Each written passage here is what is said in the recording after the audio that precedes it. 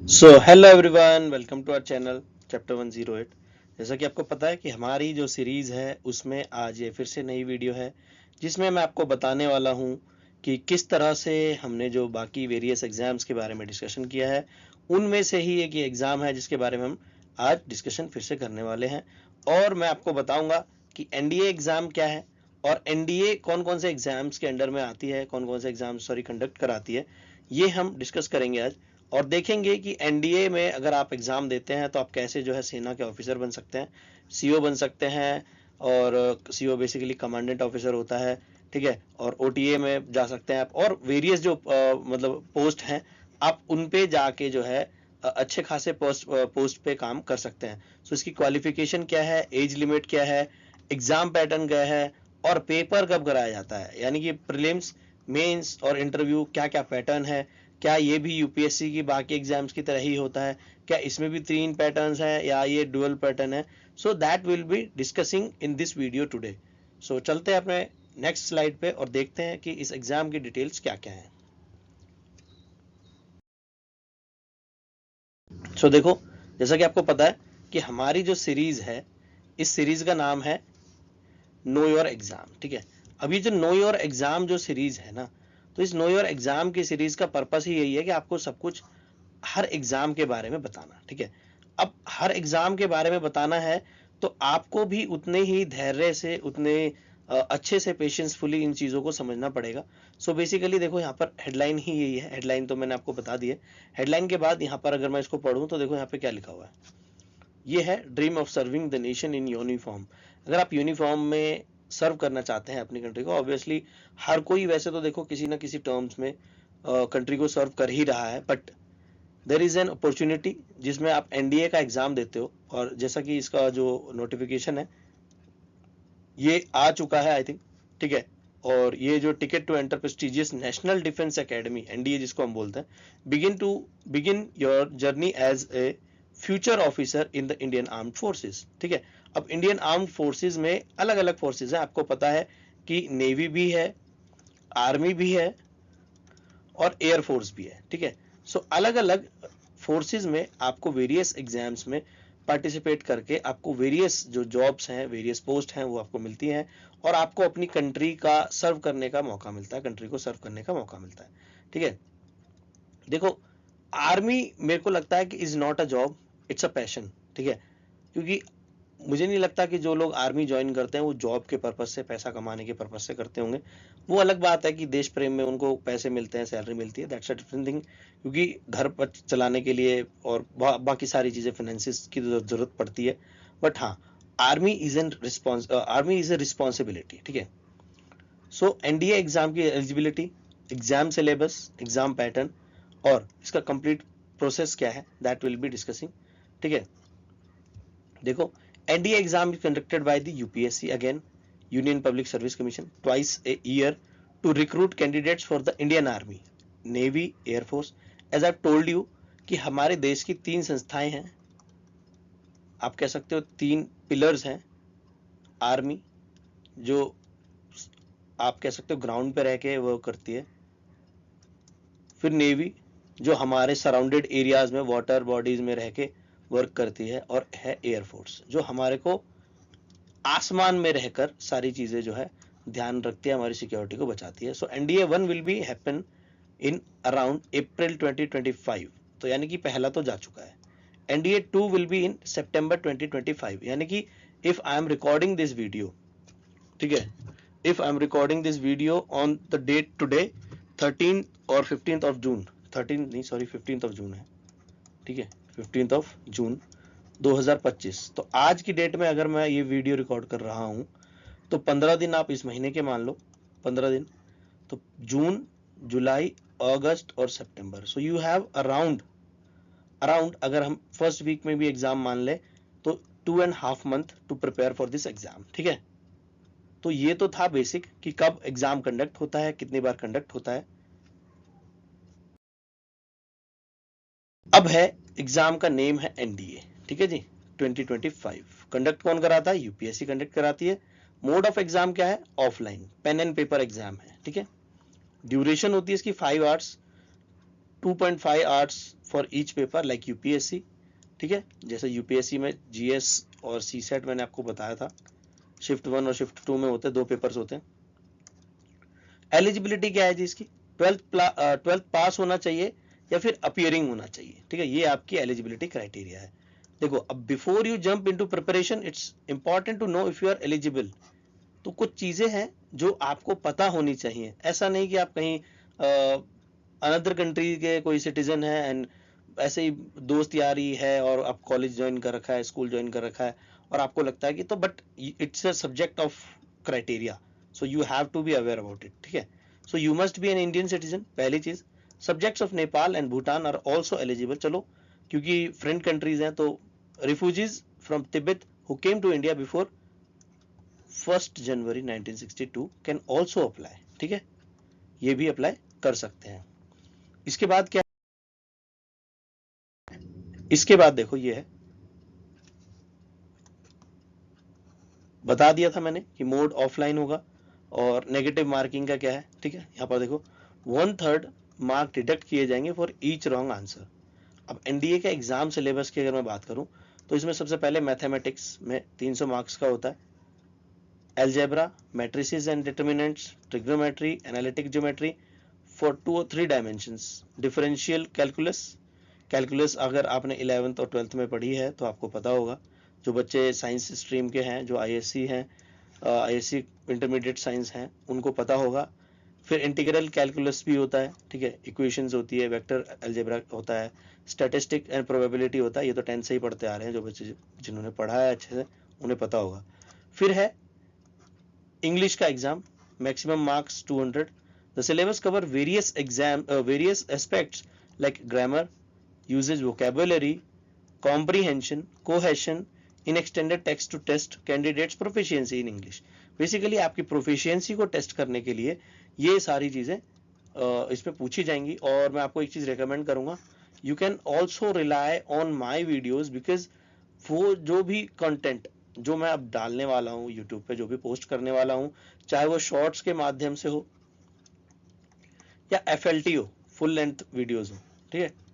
अगर वो FLTV भी है ना, तो आप ये समझ लो कि आप उस पर रिलाई कर सकते हो, क्योंकि मैं सारा क्रक्स जो भी आज तक, basically what I am doing is I am just solving the PYQs of all the questions and all the exams conducted by UPSC, ठीक है। तो यूपीएससी ने जितने भी एग्जाम्स कंडक्ट कराए हैं, उन सभी एग्जाम्स की जो प्रीवियस ईयर क्वेश्चंस हैं उनको मैं लाने वाला हूं, और क्वेश्चंस में बेसिकली जो वोकैब है वो सारे वहीं से होने वाले हैं। सो वो आपको शायद बेनिफिट करे।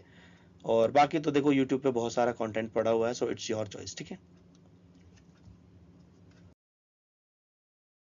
फिर पार्ट बी है, पार्ट बी में जनरल नॉलेज होता है, सेक्शन ए में फिजिक्स होता है, 400 मार्क्स का मैक्सिमम होता है, आप ये देख सकते हो 400 मार्क्स का मैक्सिमम है। सेक्शन बी में केमिस्ट्री, सेक्शन सी में जनरल साइंस, सेक्शन डी में history, freedom movement, section E में ज्योग्राफी, सेक्शन एफ में करंट इवेंट्स, ठीक है।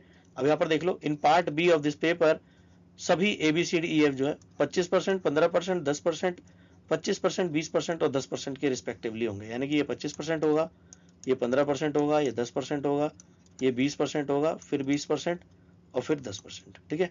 सो कुछ इस तरह से ये सारे होने वाले हैं पार्ट बी में, ठीक। अब इसका जो सिलेक्शन प्रोसेस है ये क्या है, सिलेक्शन प्रोसेस में देखो अलग अलग चीजें हैं जो मैं यहाँ पे डिस्कस करने वाला हूँ basically. So clearing the exam, written exam is just step 1, ये सिर्फ स्टेप 1 है अगर आप रिटन एग्जाम क्लियर करते हैं। सो फुल जो प्रोसीजर है क्या है, स्टेप 1 में रिटन एग्जाम होता है conducted by UPSC, minimum qualifying marks हर साल डिसाइड होता है, आपको पता ही है, जिसको हम कट ऑफ बोलते हैं, ठीक है। मैं मेरिट लिख रहा था, कट ऑफ बोलते हैं। ये कोई 10th का एग्जाम नहीं है भाई, यहाँ पे 0.03 मार्क्स भी बहुत मैटर करते हैं। अगर आपने एक क्वेश्चन भी गलत किया, यू विल बी आउट, ठीक है। SSB इंटरव्यू होता है, services selection board, test your intelligence, personality, officer like qualities, ठीक है। और 5 दिनों तक ये SSB चलता है। पहला होता है स्क्रीनिंग टेस्ट, ठीक है, OIR और PPDT, ये जाके सर्च करना, ये आपको अच्छे से समझ में आ जाएगा, ठीक है, क्योंकि इसके लिए मेरे को सेपरेट वीडियो बनानी पड़ेगी, इसमें बहुत सारे एस्पेक्ट्स होते हैं, ठीक। एक चीज छूट गई उसमें शायद, एक सेकंड मैं आपको दिखा देता हूँ, ठीक है। देखो ये पीछे क्यों नहीं हो रहा, चलो देखो साइकोलॉजिकल टेस्ट था वैसे उसमें, और कुछ तो था नहीं, ठीक है। फिर है मेडिकल एग्जामिनेशन, ठीक है। मेडिकल एग्जामिनेशन में कॉम्प्रिहेंसिव हेल्थ चेकअप होता है, कॉम्प्रिहेंसिव हेल्थ चेकअप होता है, जिसमें आपके पूरी बॉडी पार्ट्स मेजर किए जाते हैं, ठीक है। और फोकस ऑन विजन आपको दिखाई कैसा देता है, standard height, chest measurements, mental health, ये सब चेक किया जाता है। फिर आता है फाइनल मेरिट लिस्ट, जिसमें आपको रिटर्न पे और एसएसबी स्कोर्स पे हायर स्कोर जो होगा, better chances of getting preferred branch, basically बढ़िया ब्रांच में आपको सिलेक्शन मिलके और आपको जो है सारी चीज़ें एग्ज़ाम के लिए या ट्रेनिंग के लिए भेज दी जाती हैं, ठीक है। तो बेसिकली अगर आपको अप्लाई करना है तो ये वेबसाइट रही यहाँ पे, ठीक है। Fill out the application form, upload identity, जो फोटो है, सिग्नेचर है, आईडी प्रूफ है, और ये सब ये प्रोसीजर होता है, ये आपको वेबसाइट पे मिल जाएगा। अगर नहीं मिलता तो एक वेबसाइट में आपको बता दे रहा हूँ, सरकारी रिजल्ट, देखो मेरे को जो पता है, जो सबसे मतलब मेरे को लगती है कि हाँ ठीक है, इस पे ज़्यादा क्राउड भी नहीं होता और एरर्स नहीं होते, ठीक है, और बाकी बग्स वगैरह का कोई डर नहीं होता। सो दैट इज़ मतलब वेरी गुड वेबसाइट, ठीक है। बाकी तो इनकी ऑफिशियल वेबसाइट है ही, वहाँ पे से आप जाके कर सकते हो, ठीक है, जो भी अप्लाई फॉर्म वगैरह कर। देखो इसकी जो प्रोसेस है, उस प्रोसेस में आप तैयारी कैसे करोगे, तो 6 से 8 मंथ कम से कम आइडियल है इस एग्जाम्स के लिए, ठीक है। इन जो भी एग्जाम्स होते हैं इसके अंदर कंडक्ट होते हैं, ठीक। आपको डेली प्रैक्टिस करनी पड़ेगी मैथमेटिक्स प्रॉब्लम की, सबसे पहली चीज़। न्यूज़पेपर पढ़ने की आदत डाल लो, करंट अफेयर्स, इंग्लिश इंप्रूवमेंट के लिए।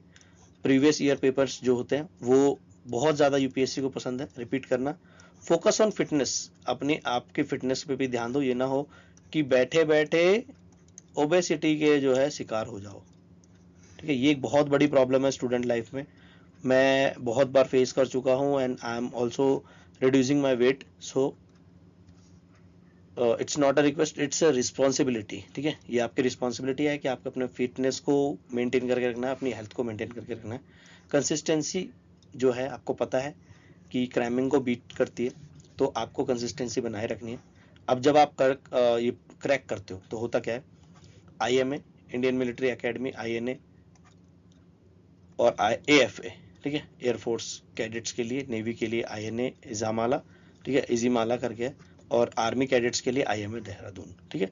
सो अगर इनमें से आप किसी में भी सिलेक्ट होते हो, सो आप एक कमीशन ऑफिसर, जिसको हम सीओ भी बोल सकते हैं, ठीक है, कमांडेंट ऑफिसर भी होता है, सीओ भी होता है, leading troops, flying fighter jets और नेविगेटिंग वॉरशिप्स, ये अलग अलग चीज़ें तो अभी आपको गूज़बम्प्स दे रही होंगी, ठीक है, राइट। फिर नेक्स्ट क्या है, यहाँ पे कुछ कॉमन मिस्टेक्स होती हैं, इंग्लिश, और जो जेटी पेपर है, आप इसको इग्नोर मत करना बिल्कुल भी, क्योंकि अगर इंग्लिश वीक है, पूरी की पूरी वीक है, तो there will be a problem for you, ठीक है। सो आपको फिजिकल फिटनेस समझना पड़ेगा, मॉक टेस्ट को स्किप मत करना बिल्कुल भी, ठीक है। प्रोकेस्टिनेटिंग करने की जरूरत नहीं है कि एसएसबी प्रिपरेशन अरे कर लेंगे, अब कर लेंगे, जब कर लेंगे, प्रोकेस्टिनेट करने की जरूरत नहीं है भाई, करो जाके, ठीक है।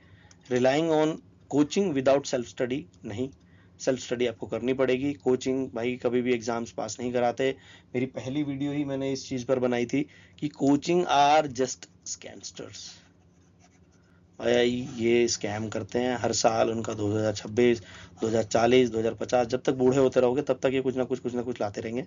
सो all the hard work you have to do on yourself for yourself, ठीक है। अपने ऊपर मेहनत करनी पड़ेगी और अपने लिए मेहनत करनी पड़ेगी। इन सभी जो ट्रैप्स हैं भाई, इनको अवॉइड करो ताकि उस ट्रैप में फंसो ना, ठीक है। So basically I am here and you are also here till the end, you watch the video, so thanks. But why I'm writing this, say thanks to you yourself again। अगर आपको YouTube ने algorithm के through ये video भेजी है and you are watching this video, और आप ये वीडियो देखकर एंड तक आए हैं and you are taking this note, तो अपने आप को धन्यवाद बोलो, क्योंकि आप ऐसे यूथ जो अपना टाइम सोशल मीडिया पे बिगाड़ रहे हैं, खराब कर रहे हैं, ठीक है। देखो social media is the power, I know that, but एक बात ध्यान रखना, जब देश खतरे में होगा ना, तो इंस्टाग्राम की नचनिया और यूट्यूब की नचनिया काम नहीं आएगी देश को बचाने में, ठीक है। देश का ज्ञान ही काम आएगा, देश में इंजीनियर्स, डॉक्टर्स, टीचर्स यही काम आने वाले हैं। सो ये चीज़ ध्यान में रखना, ठीक। तो पढ़ाई जो है एक बहुत अच्छी एक उपाधि भी होती है, एक दवाई भी होती है हर चीज़ के सॉल्यूशन के लिए, ठीक। किसी ने एक बड़ी अच्छी बात कही थी कि शिक्षा वह शेरनी का दूध है, जो इसे पीता है वो दहाड़ता है। और डॉक्टर भीमराव अम्बेडकर ने आई थिंक ये बात कही थी, if I am not wrong. So basically आपको करना क्या है, कोई भी एग्जाम, देखो मेरा काम है आप तक इन्फॉर्मेशन पहुंचाना, ठीक। और इन्फॉर्मेशन को ग्रेस्प करके, चीज़ों को समझ के, उसको आगे प्रोसेस करके उसको यूटिलाइज करना, ये आपकी रिस्पॉन्सिबिलिटी है, ठीक है।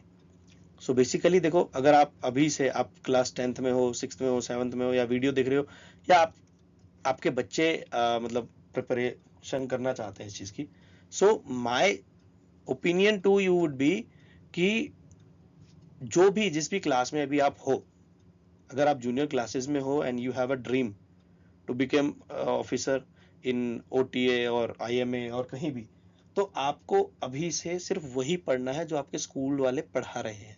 भाई उसी को अच्छे से पढ़ोगे ना, तो बहुत अच्छे से सारी चीज़ें रिवाइज होंगी, बहुत अच्छे से चीज़ों को समझ पाओगे, ठीक है।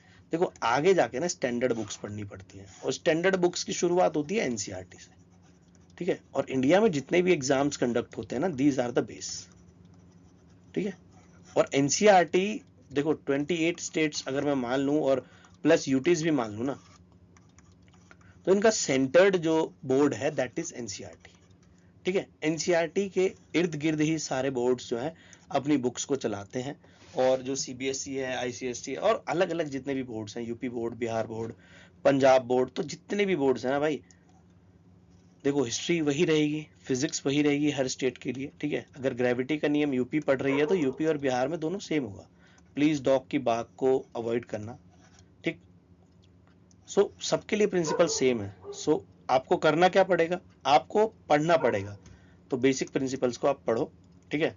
और कोई चीज़ नहीं समझ में आती तो मैंने आपको पहले भी बता रखा है कि आप मेरे को कमेंट कर सकते हो, मैं उस चीज़ को लेकर सेपरेटली एक शॉर्ट या फिर वीडियो में आंसर दे दूँगा, ठीक है। और ये डॉग पता नहीं क्यों बात करने लगा है। सो वैसे भी हमारी बातचीत कंप्लीट हो चुकी है। मिलता हूँ आपसे अपनी नेक्स्ट वीडियो में। Till then thank you, bye bye.